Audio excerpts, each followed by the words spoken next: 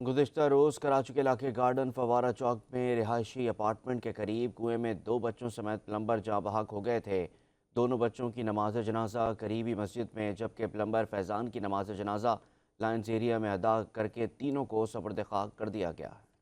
کراچی کے علاقے گارڈن فوارہ چوک کے قریب رہائشی اپارٹمنٹ میں 8 سالہ بدر اور 10 سالہ طلحہ کرکٹ کھیلتے کنویں میں گر کر جاں بحق ہو گئے۔ بچوں کے گرتے ہی قریب کھڑا 20 سالہ فیضان نامی پلمبر رسی کی مدد سے کنویں میں اترا، مگر بدقسمتی سے رسی ٹوٹنے کے باعث جان کی بازی ہار بیٹھا۔ ریسکیو ادارے وقت پر آپریشن کرتے تو شاید جانی نقصان سے بچا جا سکتا تھا۔ جاں بحق معصوم طلحہ کے دادا جان آبدیدہ ہو کر بولے، اب تو ہر جگہ بس طلحہ ہی نظر آتا ہے۔ ان کا کہنا تھا کہ حکومت کو چاہیے کہ ریسکیو اداروں میں آلات کے ساتھ تجربہ کار عملہ بھرتی کیا جائے تاکہ آئندہ کسی قسم کا جانی نقصان نہ ہو۔ وہ آئے تھے، ان کے پاس کوئی سامان ایسا نہیں تھا، انہوں نے مشورے میں تقریباً پونا گھنٹہ آدھا گھنٹہ وہ ویسے ضائع کر دیا انہوں نے، گھنٹہ بھر۔